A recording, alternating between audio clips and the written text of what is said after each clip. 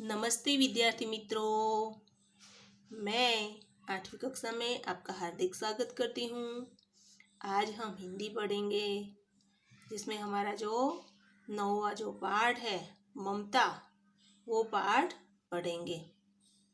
ममता एक ऐतिहासिक कहानी है। यहाँ पर ममता एक स्त्री का नाम है जो विधवा स्त्री है।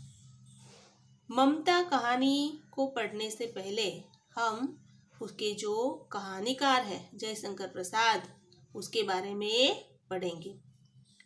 तो जयशंकर प्रसाद का जन्म 30 जनवरी 1889 में हुआ था। 1889 में वाराणसी में जयशंकर प्रसाद का जन्म हुआ था। प्रसाद जी ने नाटक, कहानियाँ, निबंध और उपन्यास भी लिखे। इनकी इन रचनाओं में मुख्य रूप से भारत की ऐतिहासिक संस्कृति की झलक हमें मिलती है। तो जयशंकर द्वारा जितने भी नाटक, कहानी लिखी गई हो, निबंध लिखा गया हो या कोई उपन्यास लिखा गया हो, उनमें उनकी तो प्रसाद जी की जितनी भी रचना है, उन रचना में नाटक, कहानी हो, निबंध हो, उपन्यास हो, यानी कोई भी रचना हो, उस रचना में ऐतिहासिक संस्कृति की झलक मिलती है। तो यहाँ पर ऐतिहासिक संस्कृति की झलक उनके कोई भी रचना हो उनमें मिलती है। इनके प्रमुख नाटक हैं चंद्रगुप्त, स्कंदगुप्त, ध्रुव स्वामिनी, कामायनी। यह उसका महाकाव्य है। तो यहाँ पर नाटक है चंद्रगुप्त, स्कंदगुप्त और ध्रुव स्वामिनी। ये 3 उनके महान नाटक हैं। और कामायनी जो है, इसका सुप्रसिद्ध महाकाव्य है। एक प्रसिद्ध महाकाव्य कामायनी उनका है। जो हमारे कहानीकार है जयशंकर प्रसाद, इनका जन्म 14 जनवरी 1937 को उनका निधन हुआ। निधन माने मृत्यु, उसकी मौत हुई। तो यहाँ पर जयशंकर प्रसाद के बारे में यहाँ पर थोड़ी जानकारी दी गई है। ये जो हमारे पाठ में अधिक जानकारी मैं आपको देती हूँ। तो जयशंकर प्रसाद काशी के क्वींस कॉलेज में 7वीं कक्षा तक की उन्होंने पढ़ाई की। 12 वर्ष की अवस्था में उन्होंने पितृवियोग सहना पड़ा। यानी जब 7वीं कक्षा तक की पढ़ाई की और उसके बाद 12 वर्ष की अवस्था में उन्होंने पितृवियोग सहना पड़ा। यानी पितृ यानी पिता से वियोग, यानी उनके जो पिता थे वो पिता स्वर्गवास सिधारे। फिर वो अपने बड़े भाई के प्रयत्न से इन्हें घर पर ही संस्कृत और अंग्रेजी की शिक्षा दी जाने लगी। घर पर ही बड़े भाई के प्रयास से घर पर ही संस्कृत और अंग्रेजी की शिक्षा दी जाने लगी। प्रसाद जी का जीवन बड़ा नियमित था। नित्यकाल प्रातःकाल उठना, फिर व्यायाम करना, फिर अध्ययन करना और उसके बाद भोजन कर दुकान पर जाकर अपना जो व्यवसाय थे वो व्यवसाय संभालते थे। जब उनकी अवस्था 15 वर्ष की हुई, तब वो अपनी माता की जो ममतामयी गोद थी, उस माता की ममतामयी गोद के प्यार दुलार ने भी उन्हें वंचित कर दिया। वे भी संसार से चल बसी। उनकी माता जो थी, उस माता की भी मौत हो गई। अभी वो माता पिता के विरह को भूल ही नहीं पाए थे। यानी माता पिता के आंसू को वो पोंछ ही नहीं पाए थे। तब एक और समस्या खड़ी हुई। फिर 17 वर्ष की अवस्था में 17 वर्ष की अवस्था में उनका जो स्नेह, भाई के प्रति जो स्नेह था, उसके जो पथ प्रदर्शक थे, वो उन भाई से भी उन्हें प्रदर्शनहीन होना पड़ा, उन पथ प्रदर्शनहीन होना पड़ा। यानी उनके भाई भी इस संसार से कुछ कर गए, यानी चल बसे। प्रसाद जी पर वज्रपात सा हुआ। अब प्रसाद जी अकेले रह गए, न माता न पिता, और भाई का जो छत्र था वो भी चल बसा।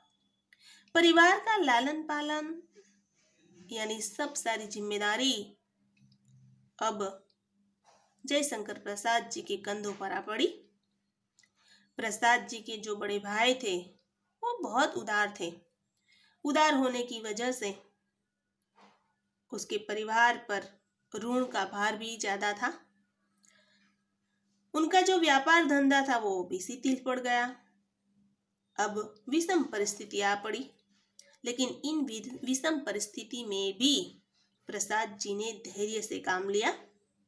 व्यवहार और व्यापार में कुशलता तथा अधिक अध्ययन के सहारे जो प्रसाद जी थे, उन्होंने अपने परिवार की स्थिति को संभाल लिया और जितना भी ऋण भार था, यानी जितना भी कर्जा था, उस कर्जे से उन्होंने मुक्ति पाली। यानी कर्जा जो था उन्होंने दे दिया, वसूल कर दिया। जयशंकर प्रसाद के बड़े भाई का नाम था शंभुरत्न। शंभुरत्न बड़ा भाई था और उसके छोटे भाई यानी हमारे कहानीकार हैं जयशंकर प्रसाद, उनके छोटे भाई थे। जयशंकर प्रसाद ने झरना, आंसू जैसे जैसे महान काव्य पुस्तक भी लिखे। अब हम ये जो पैराग्राफ है, उस पैराग्राफ में हमारी कहानी है उसका सार दिया गया है, देखते हैं। जयशंकर प्रसाद द्वारा रचित ये जो कहानी है ममता, एक ऐतिहासिक कहानी है और ममता एक कहानी की नायिका है। ममता एक विधवा है, रोहतास दुर्ग के मंत्री चूड़ामणि की पुत्री। रोहतास दुर्ग किले का नाम है और ये रोहतास दुर्ग के मंत्री जो चूड़ामणि है, उनकी एकमात्र स्नेह पारिता वो कौन थी? ममता। ममता विधवा थी, इसलिए उसके पिता को दुख था। अपनी पुत्री के दुख से वो अत्यंत दुखी था। वे उनका भविष्य सुरक्षित करना चाहते थे, यानी उनका भविष्य सुरक्षित करने का प्रयास करते थे। किंतु शेरशाह द्वारा भिजवाए स्वर्ण उपहारों को ममता लौटा देती है। शेरशाह जो है वो स्वर्ण उपहार लेकर आते हैं रात्रि के अंधकार में, लेकिन ममता उस उपहार को, उस भेंट को, यानी सोने से भरा हुआ जो थाल है, उस थाल को लौटा देती है। डोलियों में छिप कर बैठे पठान सैनिक ने अगले ही दिन दुर्ग पर अपना अधिकार जमा लिया। ममता ने जैसे ही स्वर्ण उपहारों को ठुकरा दिया तो दूसरे दिन डोलियों में बैठकर पठान सैनिक आए थे और उन्होंने दुर्ग पर अपना अधिकार जमा लिया। वहीं पर चूड़ामणि जो थे वो चूड़ामणि मारे गए। डोलियों को देखना चाहा कि क्या है उसमें, वहां पर युद्ध छिड़ा गया और फिर चूड़ामणि वहीं पर मारे गए। किंतु ममता जो थी वो ममता वहां से सुरक्षित निकल पड़ी। काशी के उत्तर में स्थित एक धर्म चक्र विहार है, वहां जाकर पहुंच गई और वहीं पर वो झोपड़ी बनाकर रहने लगी। लंबा अरसा बीत गया, यानी काफी समय बीत गया। अपनी झोपड़ी में एक दिन जो ममता थी वो दीपालोक में पाठ कर रही थी पूजा कर रही थी, तभी एक भीषण और हताश आकृति ने आश्रय मांगा। तभी एक भीषण यानी लथपथ, लहू से लथपथ एक व्यक्ति आया जो हताश था, और उन्होंने आकर ममता से आश्रय मांगा। ममता ने सबसे पहले आश्रय देने के लिए मना कर दिया, लेकिन फिर उन्होंने सोचा कि वो लोग अपना धर्म भूल जाए, लेकिन मैं अपना धर्म क्यों भूलूं? अतिथि देवो भव समझकर उन्होंने उस पथिक को आश्रय दिया। पथिक मतलब मुसाफिर। संकोच पूर्वक ममता ने उस पथिक को आश्रय दिया। पथिक कौन था? हुमायूं। वह पथिक और कोई नहीं था, वो था हुमायूं, जिसने सुबह होने पर अपने एक सैनिक जिसका नाम था मिर्जा, और मिर्जा को उन्होंने इस वृद्धा की टूटी झोपड़ी को महल बनाने का आदेश दिया। तो ये था हुमायूं। हुमायूं सारी रात वहां पर रहा, और जब सुबह हुई तब उनके सैनिक ढूंढते हुए वहां पर आ पहुंचे, और जब आवाज लगाई तो उन्होंने अपने सैनिक की आवाज को पहचान लिया, और फिर जो सैनिक था मिर्जा, उस सैनिक को उन्होंने आदेश दिया कि ये जो टूटी फूटी झोपड़ी है, उस टूटी फूटी झोपड़ी को एक महल बना दिया जाए। ममता अब 70 वर्ष की हो चली थी। 70 वर्ष यानी 70 वर्ष हो गया था। ममता अब 70 वर्ष की हो चली थी। अचानक उसे एक अश्वारोही की आवाज सुनाई दी। अश्वारोही यानी अश्व पर आरोह, यानी अश्व पर बैठा हुआ एक अश्वारोही जिसकी आवाज सुनाई दी, जो उसी झोपड़ी के बारे में पूछता हुआ वहां पर आ पहुंचा। ममता उस मुगल अश्वारोही को वह स्थान सौंप कर अनंत यात्रा के लिए चली गई। अनंत यात्रा के लिए चले जाना यानी उसकी मौत हो गई। जैसे ही वो जो अश्वारोही था यानी वो मिर्जा था, मिर्जा वहां पर आया और ममता के बारे में पूछताछ करने लगा। फिर ममता ने उनको सारी बात बताई कि यहाँ पर एक दिन हुमायूं ठहरा था, और उन्होंने जाते जाते ये जो हमारी झोपड़ी है, उस झोपड़ी का महल बनाने का आदेश उन्होंने अपने अश्वारोही को दिया था। ममता उस मुगल अश्वारोही को अपना जो स्थान है, उस स्थान को वो सौंप कर वहां से चली गई। यानी ममता ने जैसे ही उस अश्वारोही से सारी बात कर ली और फिर ममता वहां से चली गई, मतलब ममता की मौत हो गई। अब उस स्थान पर एक आकर्षक मंदिर बनाया गया, जिस पर एक शिलालेख रखा गया, और उस शिलालेख पर, इस तख्ती पर सातों देश के नरेश, हुमायूं और उसके जो पुत्र थे अकबर, उनका नाम था। तो ये जो तख्ती लगाई है, उस तख्ती पर हुमायूं का नाम था, उसके पुत्र अकबर का नाम था, किंतु ममता का कहीं जिक्र तक न था। किंतु ममता का नाम तक नहीं था। वास्तव में नाम किसका होना चाहिए? ममता का, क्योंकि ममता ने ही हुमायूं को वहां ठहरने के लिए कहा था। अगर उन्होंने यहाँ पर आश्रय नहीं दिया होता तो हुमायूं की मौत हो जाती, जो उसका दुश्मन था वो उसे मार देता, लेकिन ममता की वजह से उसकी जान बची गई। जान बची, इसीलिए वास्तव में उस शिलालेख पर, उस मंदिर पर हमेशा ममता का नाम होना चाहिए, लेकिन ममता का यहाँ पर नाम तक नहीं था। ये है हमारी एक ऐतिहासिक कहानी। भारतीय संस्कृति में अतिथि को देव माना गया है। देव की गिनती अतिथि को देवता तुल्य माना जाता है।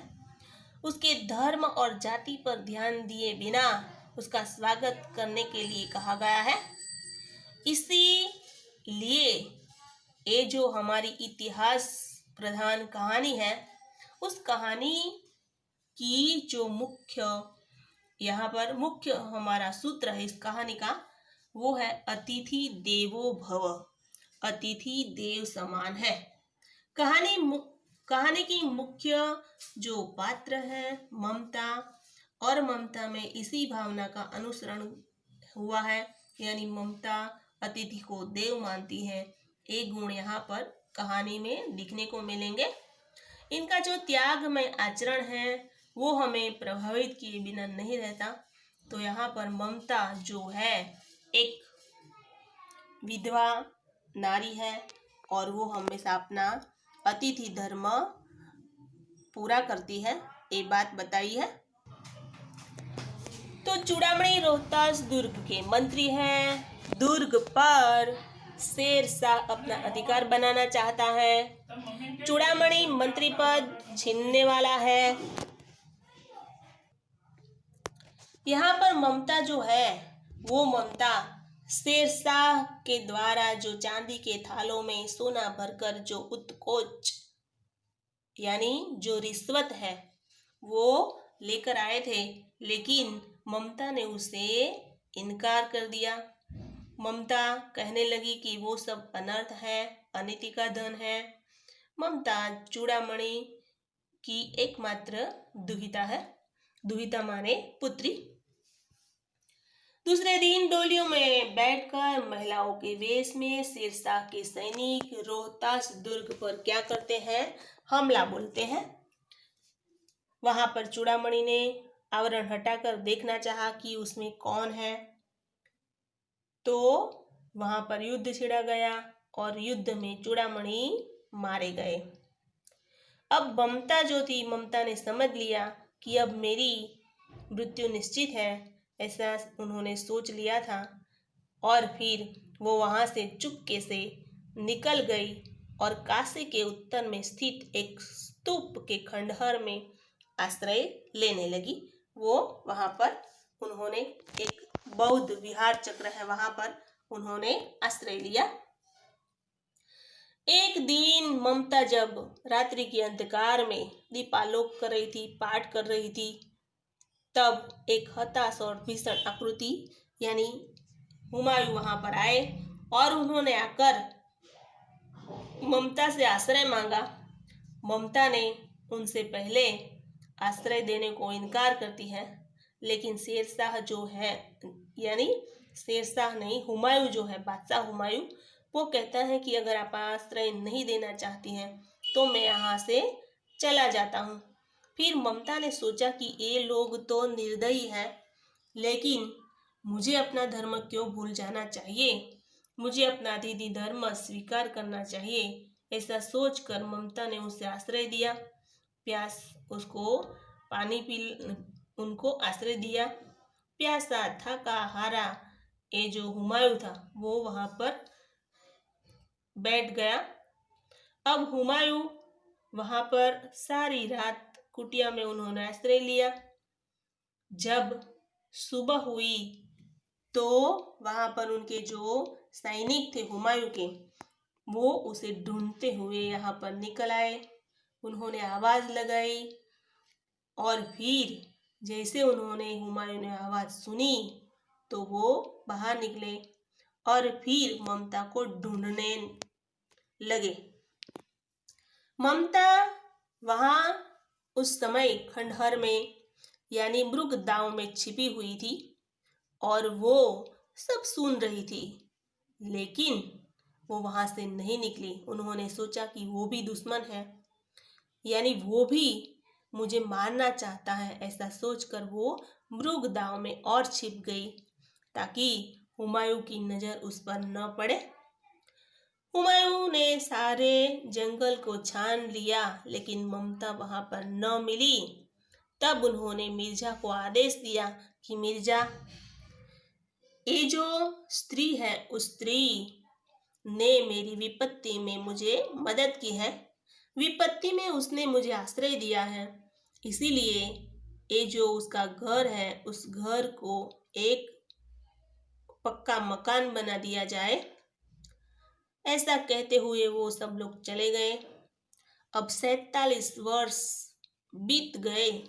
47 वर्ष के बाद जब ममता की उम्र 17 साल की थी, 70 साल की थी, तब एक अश्वारोही आवाज लगाकर वहां झोपड़ी को ढूंढ रहा था और आवाज लगा रहा था कि यहाँ पर एक दिन जो हुमायूं था वो ठहरा था। लेकिन यहाँ पर किसी को पता न था, ममता उसी समय जो अपनी मृत्युशैया में पड़ी हुई थी, लेकिन उनके कान सतेज थे। उन्होंने उस अश्वारोही की आवाज को पहचान लिया और फिर उन्होंने अपने पास बुलाया और कहा कि हाँ, यहाँ पर इस झोपड़ी में एक दिन एक हुमायूं यानी एक व्यक्ति ठहरा था जो हुमायूं था, जिन्होंने जाते जाते इस झोपड़ी का महल बनाने को कहा था।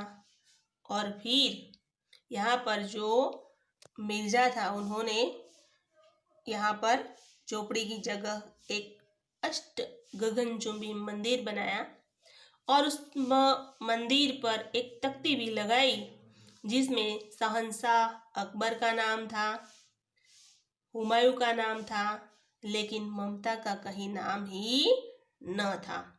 तो इस तरह ये हमारी ऐतिहासिक कहानी है। हमने कवि जो कहानीकार का परिचय बताया और फिर कहानी पाठ के अंदर कैसी क्या कहानी है वो बताई। अब हम अगले वीडियो में मिलेंगे पाठ के साथ। तब तक नमस्ते।